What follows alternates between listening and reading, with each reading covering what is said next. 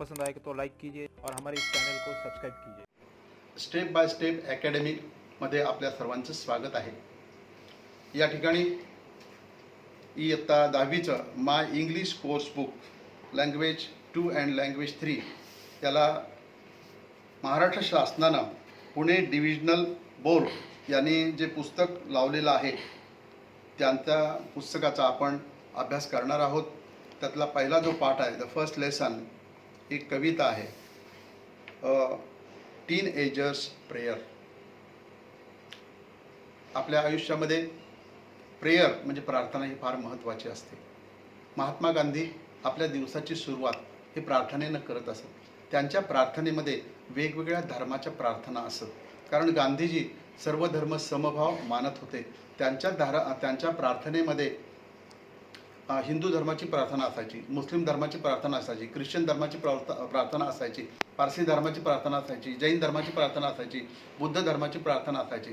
कारण त्यांच्या दृष्टिकोनातून मानवती तुका एकची आहे, उच्च न कोणी नीच न कोणी, हाच आजचा धर्म खरोखर हीच आजची शाश्वत वाणी, असा त्यांचा विचार होता की या जगामध्ये मनुष्य हा महत्त्वाचा आहे आणि माणुसकी ही महत्त्वाची आहे आणि मानवता हा सर्वांचा धर्म आहे.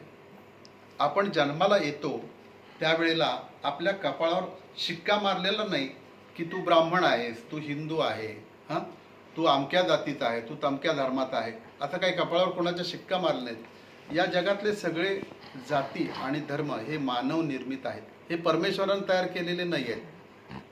त्यामुळं आपल्याला आपल्या जातीचा आणि धर्माचा जरूर अभिमान असावा, पण त्याचा अतिरेक करणं आणि त्यामुळं दुसऱ्याला त्रास देणं किंवा दुसऱ्याच्या जातीवर आणि धर्मावर टीका करणं हे गैर आहे.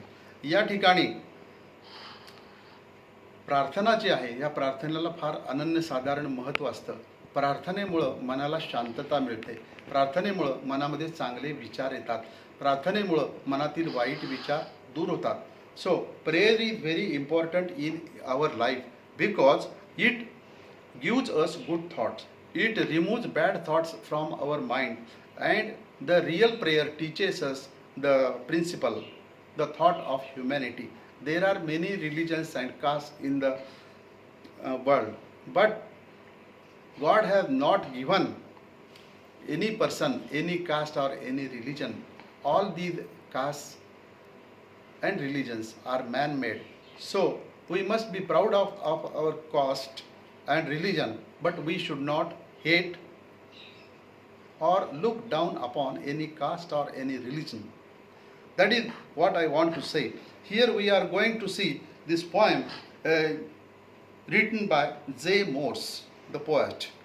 The name of the poem is A Teenager's Prayer. Teenager हा जो शब्द आहे याची मोठी गंमत आहे. या शब्दाची समजावून घेऊ आपण. टीनएजर हा शब्द कसा तयार झाला असेल तर टीनएजर याचा अर्थ असा आहे की वय वर्ष 13 ते 19 मध्ये असणारी मुलं मुली. आता पहा 13, 14, 15, 16, 17, 18, 19 या स्पेलिंगमध्ये प्रत्येकाच्या शेवटी TEEN आहे. म्हणजे 13 ते 19 वयोगटातील जी मुलं आहेत त्यांना टीनएजर असा शब्द वापरतात. मराठीमध्ये आपण त्याला किशोर वय असं म्हणतो, किशोरवयीन मुलं. तर या किशोरवयीन मुलांची ही प्रार्थना आहे. तर पहिल्यांदा मी ही कविता वाचतो आणि आपण शांतपणे ऐकून घ्या आणि ते ऐकून घेत असताना त्या कवितेचा अर्थ आपल्याला समजून घेता येतोय का हा पण विचार करायचा. Each day brings new beginnings, decisions I must make, I am the only one to choose the road that I will toss. I can choose to take the road of life that leads to great success or travel down the darkened road that leads to great distress. Please open up my eyes, dear Lord, that I might clearly see. Help me stand for what is right. Bring out the best in me. Help, Lord, to just say no when temptation comes my way, that I might keep my body clean and fit for life each day. When my teenage years are over, I know that I will see that life is lived its very best with you walking next to me. In this poem, J. Morse has expressed the feelings of a teenager. In the first stanza, the poet says that each day brings new beginnings. The day, every day we get up, and when we get up, we think of something, what I have to do in this day. And we take decisions I must make. First we have to decide which things are to be done in this day. I am the only one to choose the road that I will take. We have to take our own decisions. What I have to make during this day, that is the only thing I can decide. I am the owner of my actions. I can choose to take the road of life. Which way we have to follow? We can decide. That leads to great success, or travel down the darkened road that leads to great distress. When we are walking on a road and we go to a chowk, and in a chowk there are 4 roads going in different directions, we are rather confused which way to follow. In life also, there are certain times when we have to take decisions, and there are 3-4 alternatives, which one we have to choose. So if we have ability to take, we may take a wrong road to go on. Please open up my eyes, dear Lord, that I might clearly see. So the child here requests God to open his eyes in order to see the proper path of life.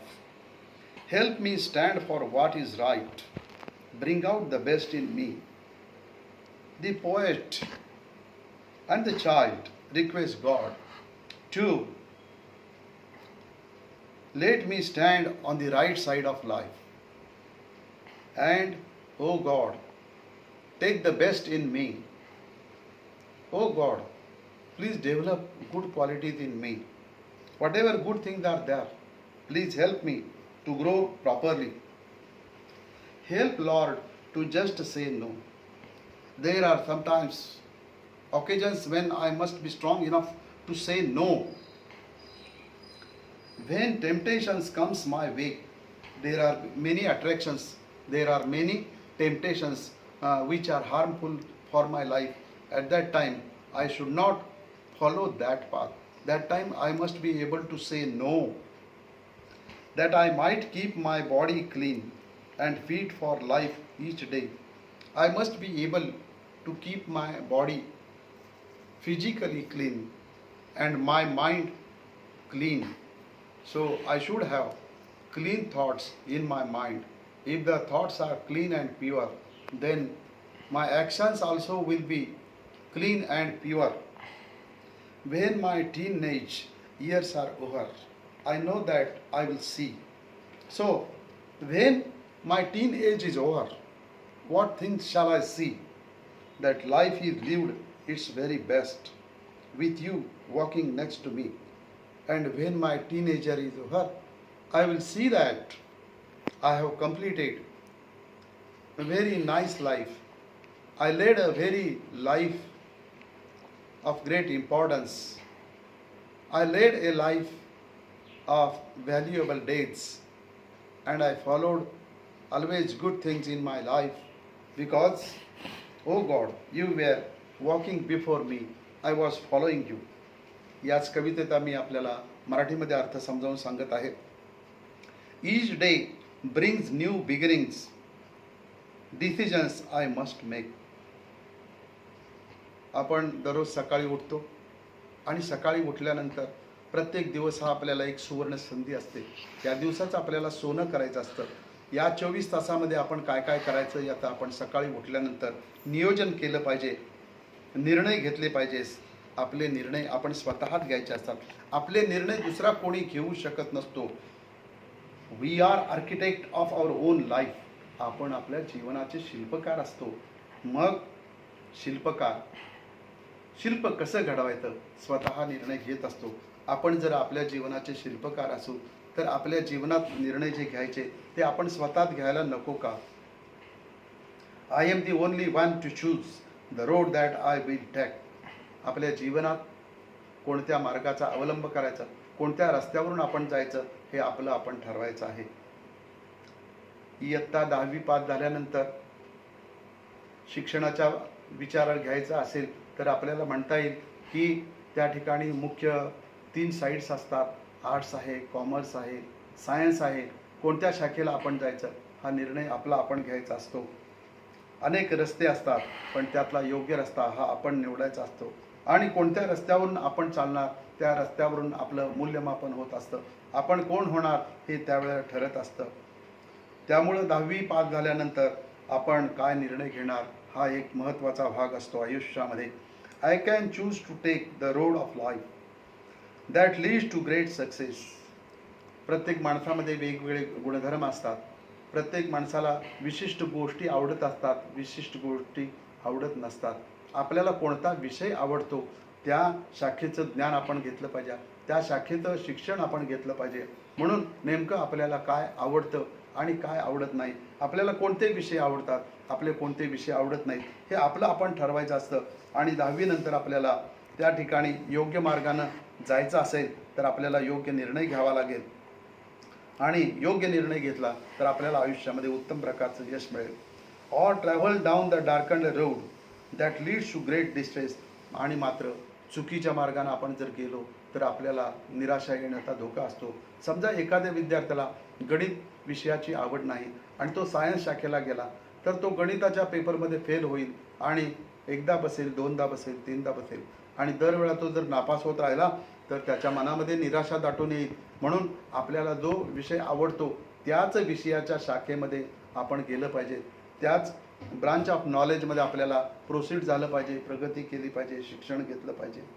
Please open up my eyes dear lord. या ठिकाणी Lord हा शब्द कोर्टामध्ये न्यायाधीशाशी वकील जेव्हा बोलतात त्यावेळेला oh my Lord या शब्दाने सुरुवात करीत असतात. लॉर्ड हा शब्द इंग्लिशमध्ये परमेश्वराशी बोलताना सुद्धा वापरला जातो. भक्त सुद्धा परमेश्वराला संबोधित असताना ओ माय लॉर्ड असंच म्हणत असतो. Please open up my eyes dear lord. या ठिकाणी कवीनं लॉर्ड परमेश्वराला म्हणलेला आहे. तर तो परमेश्वराला असं म्हणतो की हे परमेश्वरा माझे डोळे उघड. That I might clearly C. माझे डोळे कशासाठी उघडायचे, मला समोरचं सगळं स्वच्छ दिसलं पाहिजे. Help me stand for what is right. हे परमेश्वरा मला सत्याच्या बाजूला उभं कर. मी नेहमी माझ्या आयुष्यामध्ये सत्याची बाजू घेऊन जगणारा मनुष्य झालो पाहिजे. Bring out the best in me. आणि माझ्यामध्ये जे चांगली गुणवत्ता आहे त्याला तू त्याची प्रगती कर, त्या गुणांची वाढ कर. असे हा मुलगा कवितेतला परमेश्वराला प्रार्थना करतो आहे. Help lord to just say no. आयुष्यामध्ये काही प्रसंग असे येतात, एखादा मित्र असेल, वाईट मित्र असेल तर आपल्याला तो म्हणेल सिगारेट ओढणार का, तर सिगारेट ओढणं वाईट आहे आपल्याला हे माहिती असतं. पण त्यावेळेला आपल्याला त्याला नाही म्हणण्याची मनाची हिंमत असली पाहिजे, मनाची ताकद असली पाहिजे, तर आपण त्याला नाही म्हणू शकू. तर हा मुलगा परमेश्वराला सांगतो की मला नाही म्हणण्याची सुद्धा तू शक्ती दे. Help Lord just say no when temptation comes my way. या जीवनामध्ये आजूबाजूला अनेक आकर्षणं असतात. काही मुलं विडी ओढतात, काही सिगारेट ओढतात, कोणी गुटखा खातो, कोणी दारू पितो. ह्या सगळ्या गोष्टी वाईट आहेत. जर वाईट मुलांची संगत मला मिळाली तर मी वाईट होणार आहे. म्हणून परमेश्वरा अशा मुलांच्यापासून मला वाचव. आणि असं मला कोणी ऑफर दिली, वाईट ऑफर दिली तर ती ऑफर झिडकारण्याचं, नाकारण्याचं मला शक्ती दे. असा हा मुलगा या परमेश्वराला प्रार्थना करतोय. That I might keep my body clean and fit for life each day. ही जी व्यसनं आहेत या सुरुवातीला ही व्यसनं चांगली वाटतात, परंतु दीर्घकाळ सेवन करत राहिलो तर या व्यसनामुळं आपल्या शरीरावर, आपल्या मेंदूवर, आपल्या फुफ्फुसांवर, आपल्या हृदयावर वाईट परिणाम होत असतो. आपल्या शरीरातली ताकद नष्ट होते, आपण अशक्त होतो, आपण दुबळे होतो, एखाद्या रोगाला आपण सहजी बळी पडतो. म्हणून या वाईट गोष्टीपासून हे परमेश्वरा तू मला वाचव, असा हा मुलगा परमेश्वराला प्रार्थना करतो आहे. When my teenage years are over, I know that I will see that life is lived its very best with you walking next to me. शेवटच्या कडव्यामध्ये मुलगा परमेश्वराला म्हणतोय, माझं ज्या वेळेला किशोर वय संपलेलं असेल आणि मी प्रौढावस्थेत मी प्रवेश करीत असेन, मी प्रौढ व्यक्ती होणार असेल, त्यावेळेला मी मागं वळून पाहिल्यानंतर माझ्या अशा लक्षात येईल की आपण आत्तापर्यंतच्या आयुष्याची जी 18 वर्ष जगलो ते खूप चांगलं आयुष्य जगलेलो आहे. आपल्या हातून कोणतीही वाईट गोष्ट घडली नाही, आपल्या हातून कोणतीही वाईट घटना घडलेली नाही. याचं श्रेय सगळं तो आपल्या परमेश्वराला देतो. कारण तो म्हणतो की परमेश्वरा, तू माझ्या पुढे चालत होतास आणि मी तुझ्या मागून चालत होतो. त्यामुळं माझं हे किशोरवयीन आयुष्य हे यशस्वी गेलेलं आहे, स्वच्छ गेलेलं आहे, सुंदर गेलेलं आहे. या ठिकाणी माझं लेक्चर आपल्याला आवडलेलं असेल तर आपण याला लाईक्स करा आणि सबस्क्राईब करा. धन्यवाद.